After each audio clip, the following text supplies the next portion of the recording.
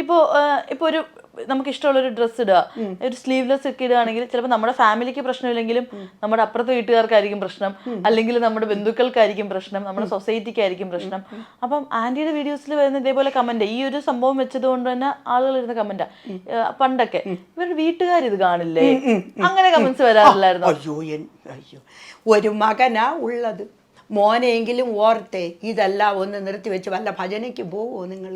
വല്ലയിടത്തും പോവോ? ഭജനയ്ക്ക് പോവോ? ഞാൻ ഭജനയല്ലേടെ ചെയ്തുകൊണ്ടിരിക്കുന്നത്. അപ്പം ഇതല്ലേ. അപ്പം ഞാൻ ആലോചിക്കുകയാണ്, എന്തുകൊണ്ട് സമൂഹത്തിൽ നമുക്കൊരു സ്ലീവ്ലെസ് ഇട്ടുകൂടാ, ഒരു ഇറക്കമുള്ള ഡ്രസ്സ്, കുറഞ്ഞ ഡ്രസ്സ് ഇട്ടുകൂടാ? അതൊന്നും ഒരു മഹാപാപമോ? അത് ഓരോരുത്തരുടെ പേഴ്സണൽ ചോയ്സാണ്. എന്തിടണം, അവർക്ക് ബോഡിക്ക് ചേരുന്ന തരത്തിൽ ഒരു ഡ്രസ്സ് ഇട്ടു എന്ന് പറഞ്ഞാൽ അത് അവർ മോശക്കാരാണെന്നോ അല്ലെങ്കിൽ അവരത് സമൂഹത്തിൽ ചെയ്യുന്ന ഒരു പാപമായിട്ടോ ഒന്നും കരുതേണ്ട. ആ സമൂഹത്തിലെ ആ ഒരു ചിന്താഗതി മാറ്റിയെടുക്കേണ്ട കാലഘട്ടം കഴിഞ്ഞു.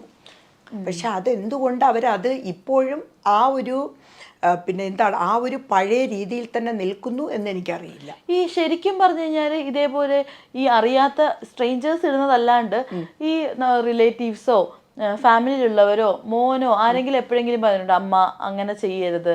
ഇല്ല, എന്റെ മോൻ ഒരിക്കലും പറഞ്ഞിട്ടില്ല. റിലേറ്റീവ്സിനെ ഞാൻ കണക്കിൽ പെടുത്താറില്ല. ഇഷ്ടമില്ലാത്തതല്ല, അവരെന്തെങ്കിലും, ഞാൻ എൻ്റെ ഒരു സ്വഭാവം നെഗറ്റീവ് എവിടെയാണോ വരുന്നത് ഞാൻ അവിടെ നിന്ന് സ്കൂട്ട് ചെയ്തങ്ങ് പോകും. Thank you, bye. ഞാൻ കൂടുതൽ സംസാരിക്കാൻ ഇട കൊടുക്കാറില്ല.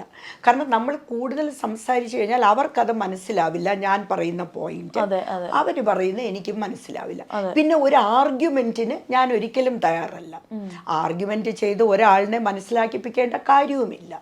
അപ്പൊ അവർക്ക് മനസ്സിലാകണം, ഓ ഇതാണ് അല്ലെങ്കിൽ ഇതാണ്, ഇത് സമൂഹത്തിൽ നമ്മൾ എടുക്കേണ്ട ഒരു മാറ്റമാണ് എന്ന് അവർ സ്വയമായിട്ട് തോന്നി ചെയ്താൽ മാത്രമേ അതിൽ സക്സസ്ഫുൾ ആവുള്ളൂ. പിന്നെ ചിലരുണ്ട്, ഞാൻ കണ്ടിട്ടുണ്ട്, റോഡിൽ കൂടെയൊക്കെ പോകുമ്പോൾ ആരെങ്കിലും സ്ലീവ്ലെസ് ഇട്ടോ ഇറക്കം കുറഞ്ഞ ഡ്രസ്സ് ഇട്ടോ നോക്കുന്നു അയ്യോ ഇങ്ങോട്ട്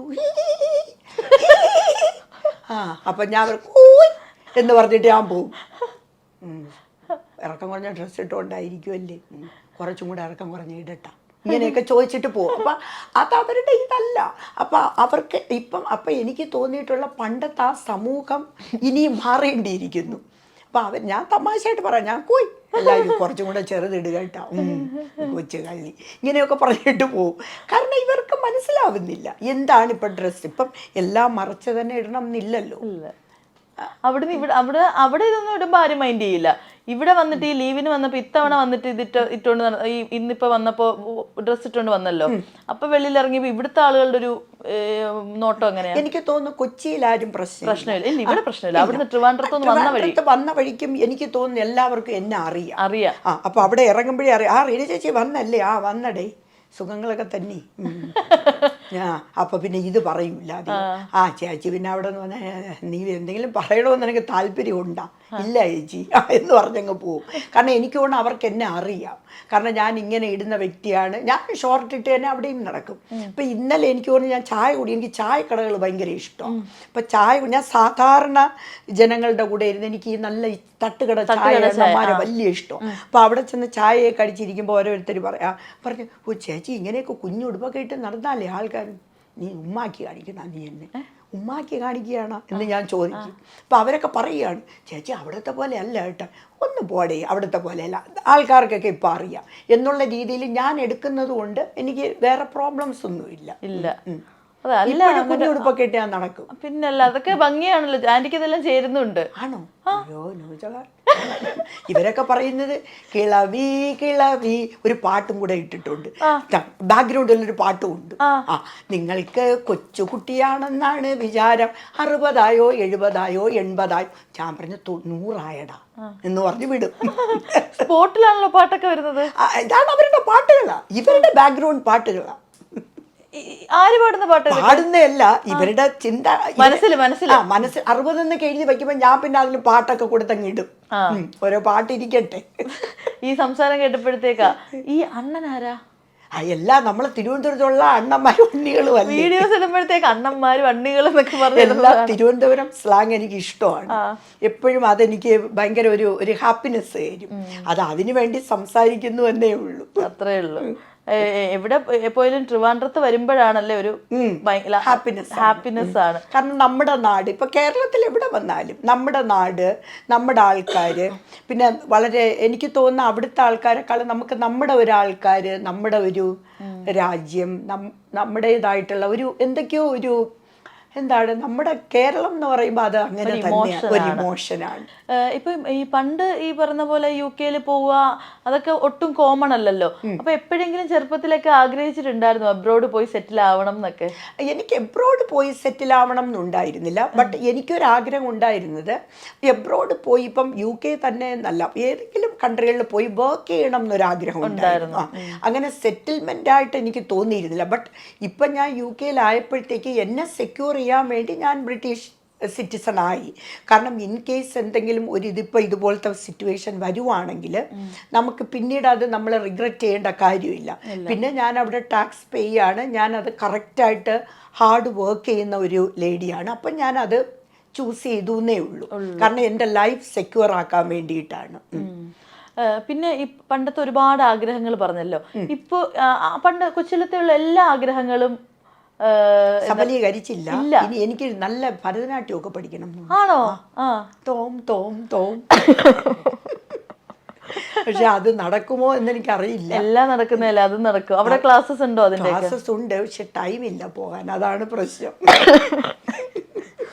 അപ്പോൾ എപ്പോഴെങ്കിലും ഇതുപോലെ പ്രാക്ടീസിനൊക്കെ പോവാൻ ഇനി നമുക്ക് പതുക്കെ പതുക്കെ നോക്കാം. ഇപ്പൊ കുറെ ഇവന്റ്സ് ഒക്കെ വരുന്നുണ്ട്. ഇവന്റ്സുകാർ വളരെ ഹാപ്പിയാണ്. അപ്പൊ ഞാൻ അതിൽ എൻജോയ് ചെയ്യുന്നുണ്ട്.